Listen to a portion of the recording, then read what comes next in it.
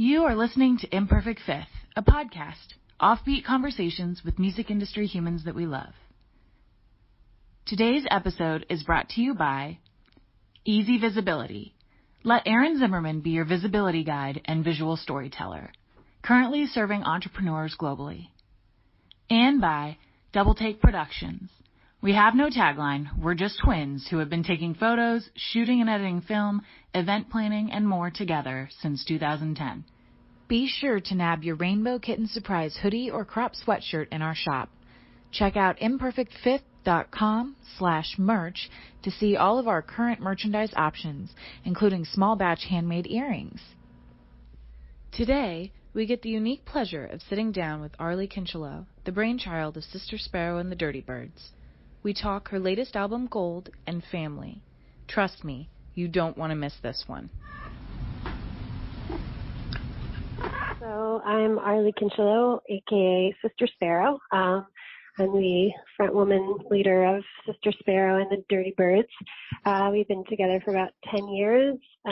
We just brought out a new record called Gold, which is sort of more of a solo effort, although the guys still played on it. So it's kind of had a lot of exciting stuff happening this year with that. And a couple fun facts. Let's see. I have a 18-month-old son. Wow. And yeah, thank you. I don't know what else is fun. I mean, that takes over a lot of my brain power. Well, of course, yeah. Well, and then thinking about that kind of makes me think about beginnings a little bit. And I wonder, what was the first song or album that you remember ever hearing? And does that work of art have any bearing on like how you approach your music today?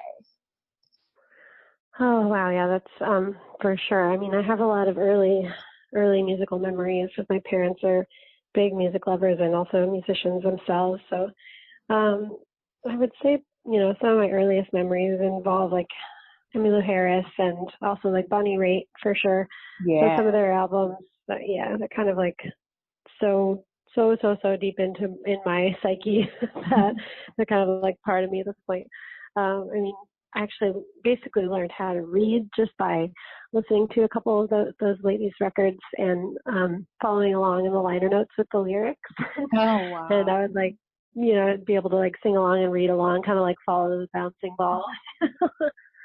So I think that kind of stuff influenced me as a person for sure, but also obviously as a singer and a songwriter as well. I think singing along to powerful female vocals from a very early age has 100% shaped the way that I sing and the kind of music that I like and stuff. So. Well, and that makes me wonder, what kind of music have you been playing while you're around the house and stuff now with a child of your own? Oh, we listen to kind of a very wide range of things here. We actually do a lot of classical music, and we do listen to some Raffi, which is like he's a children's singer, songwriter, and like Baby Beluga and stuff, because he's kind of the best. So we do that. And then also we just, play whatever we want to listen to as well, which he really enjoys. So sometimes we'll have little dance parties after dinner and we'll listen, like sometimes we have like disco night, we'll listen to the Bee Gees, or like sometimes we'll just rock out on some Little Feat, or, I mean, it's definitely a mixed bag, but we like to dance around and stuff. So it's adorable to see what he responds to and this and that, like there's certain things like he seems to like sort of folk country music a lot. Mm-hmm. He really gets down with some like banjo and stuff.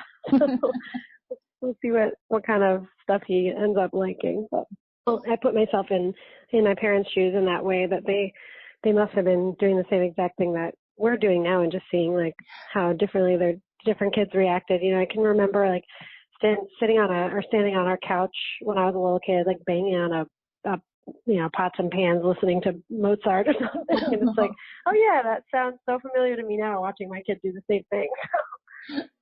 I'm so glad you're playing classical though as well. We did that too in my house. Yeah, I think it's important. It's it's the early music. It has shaped everything else. So I think we should all pay a little attention to it here and there. Or what made you decide to pursue music originally as a career path?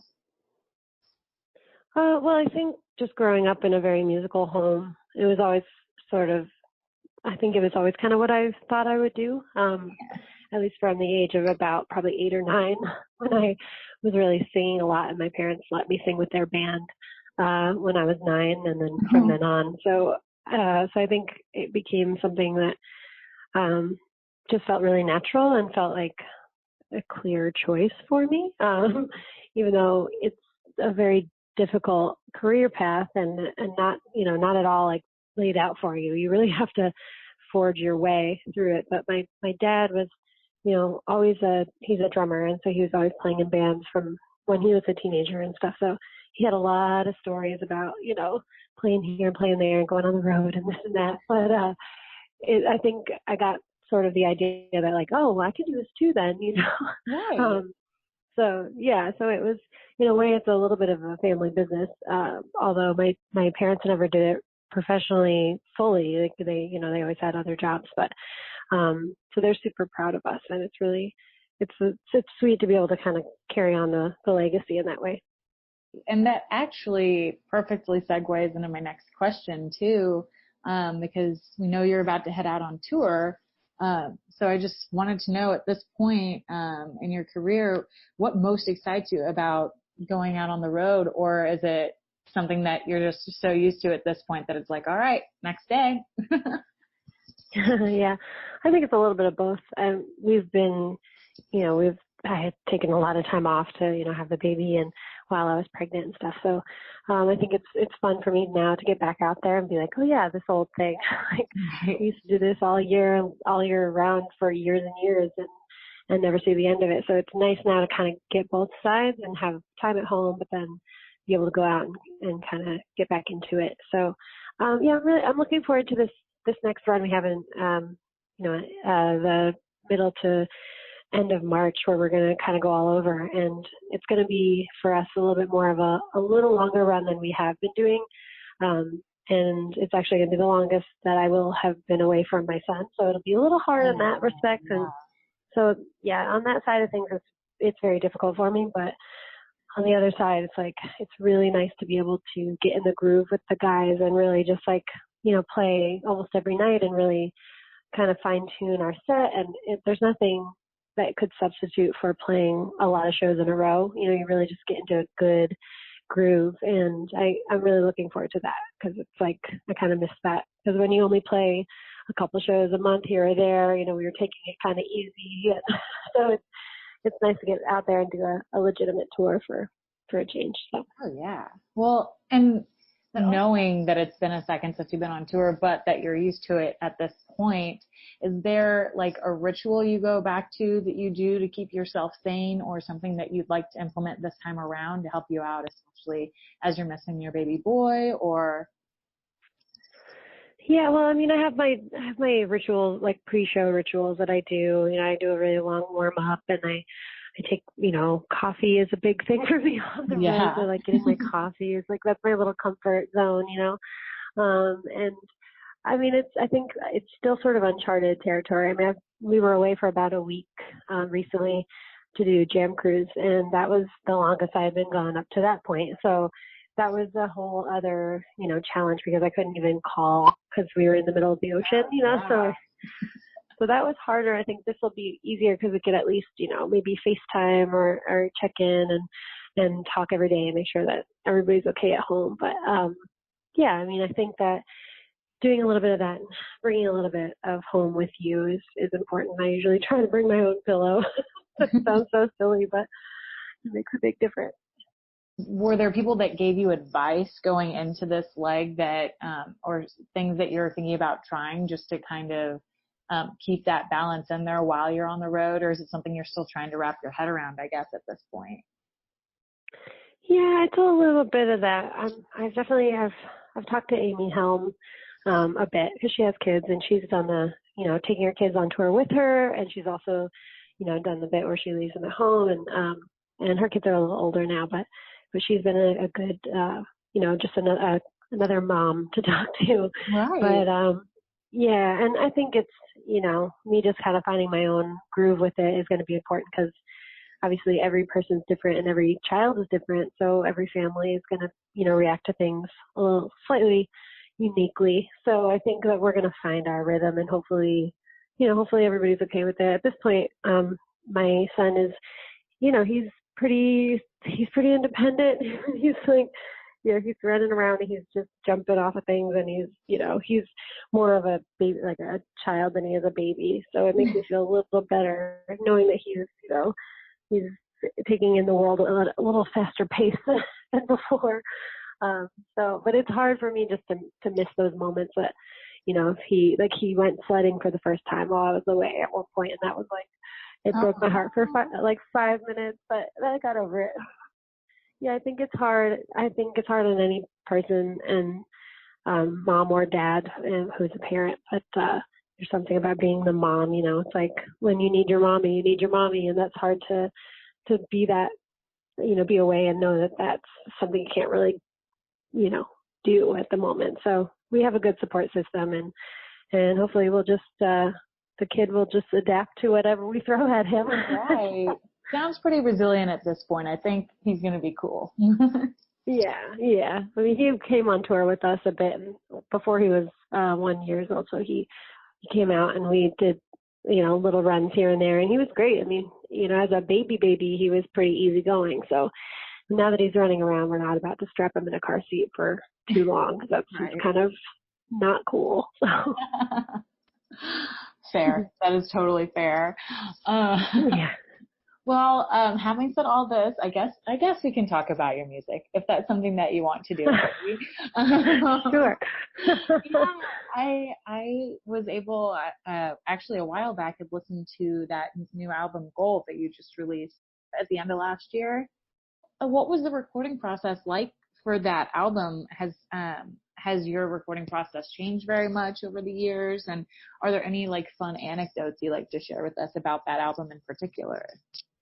Yeah, this one was wildly different from any other one that I've ever done. So every other record was kind of done in a more of a live setting where the whole band would get in one room and we'd track a lot of stuff and do some overdubbing, but mostly getting kind of a live sound. Whereas this one was the opposite of that. It was like we were kind of writing the songs as we went, and it was just me and the producer, Carter, and for a lot of it was just the two of us. So it was a completely new, direction and way of going about it that I was not so scared when I was starting to do it, but then in the middle of it, I was like, this is so different, and is it going to be okay? Is it all going to come together? And it did, but we took a long time to do it. And I had just had my son, so he was a couple months old. So I was in and out of the studio for a couple hours here and there, pumping the whole 9 yards. It was working mom for sure. But it was, I didn't go every day. It wasn't super grueling. It was kind of on my schedule. So it was great though. I loved it. It was such a fun experience and definitely made me grow creatively. I got outside my comfort zone so many times and stayed there. And it was really, really fun to do that. And Carter was great, and he brought in a lot of really cool writers, and we did some interesting things that, like I said, were not quite in my wheelhouse to begin with. But then, as we got going, it was so fun to explore different sort of little nooks and crannies of genres that I've never really touched upon before, which was really fun. So yeah, and I guess we took about 6 months to do the whole thing. And like I said, we were kind of writing as we went. So it was so different for me because the other records, the songs would have probably been written for a couple of years before we recorded them. So they were really road tested, tried and true, how to play this backwards and forwards. Whereas writing as you go, you're kind of learning how to sing the song while you're recording it. Yeah. Yeah. So it was great. I mean, I had such a great time. And then being able to take those songs from that record and translate them to the live show, which is again, something we've never had to do before. It's been a really interesting kind of challenge. And it's been really fun to kind of bring some new elements into our live show from that album that weren't really, being explored before. So I think it's fun how it's the chicken and the egg kind of thing that happens. And then now that the live show is like benefiting from my experiences doing it that way, which I think is just like kind of great, and I'm really grateful that happened. So it's interesting to find that it changed so drastically for you from like one recording to the next project. Yeah, and I think it's cool to, I mean, like I said, I was a little scared, but it's good to just kind of throw caution to the wind. Sometimes I just be like, you know what, I have a good feeling about this. I'm going to go for it.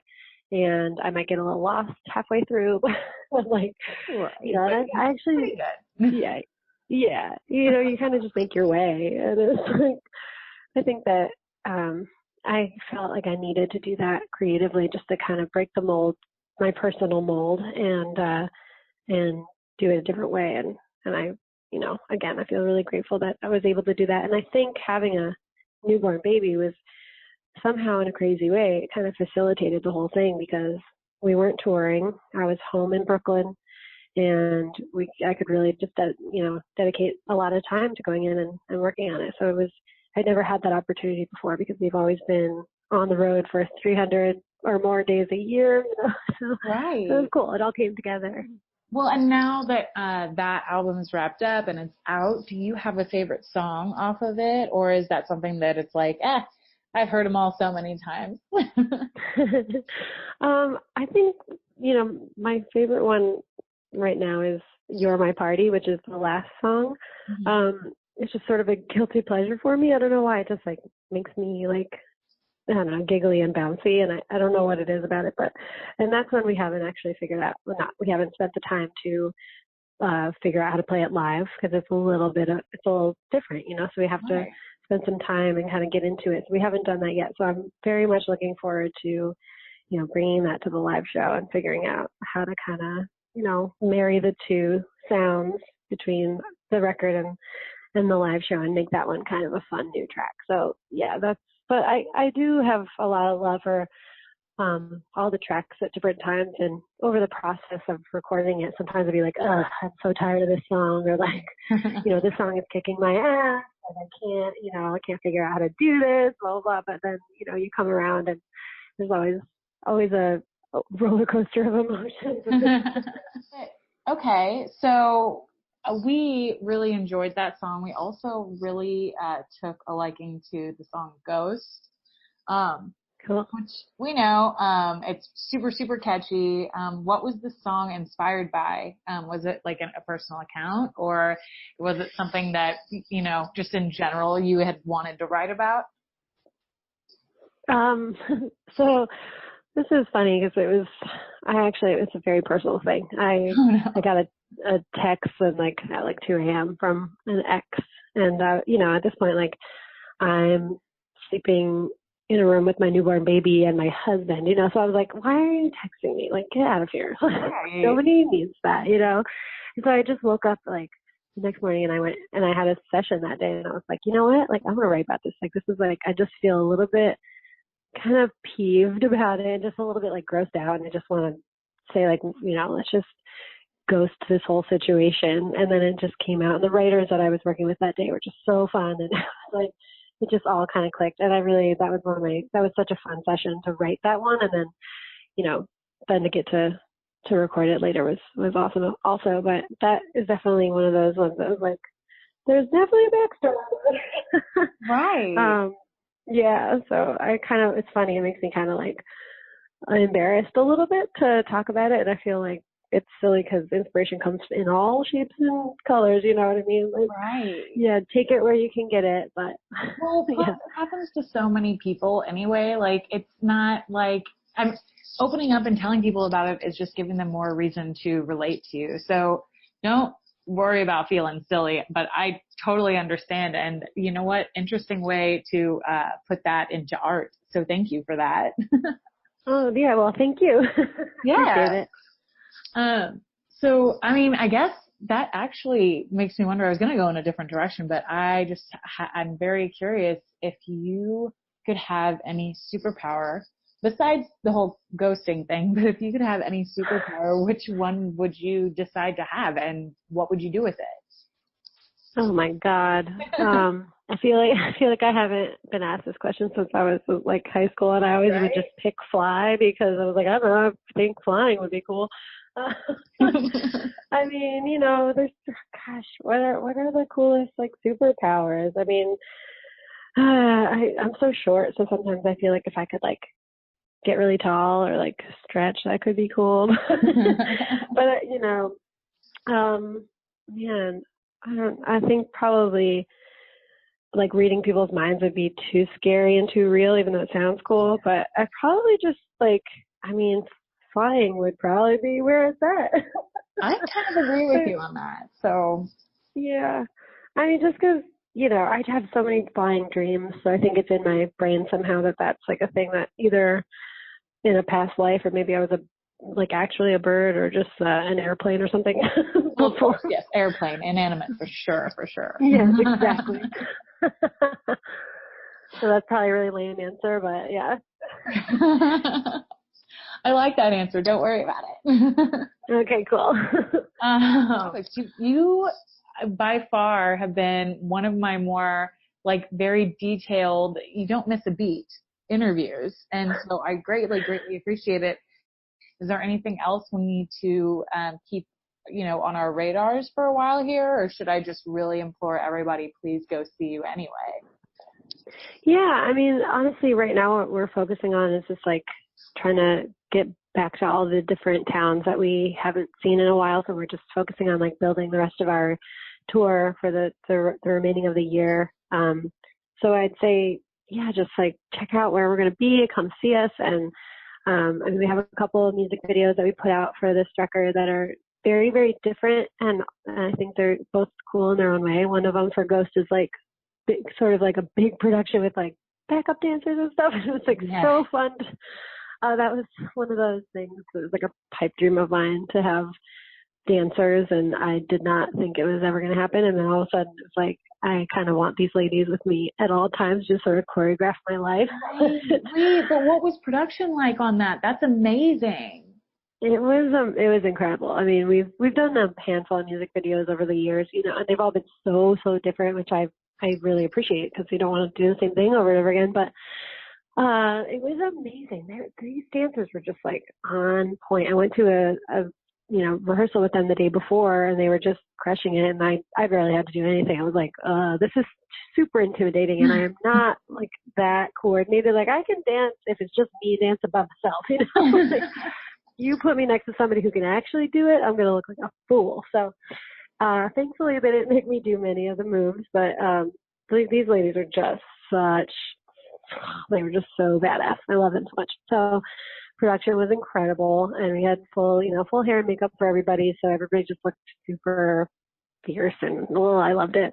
And they even like had a couple actors come in, and then if you watch the video, you can see my brother has like a little cameo. Oh my gosh.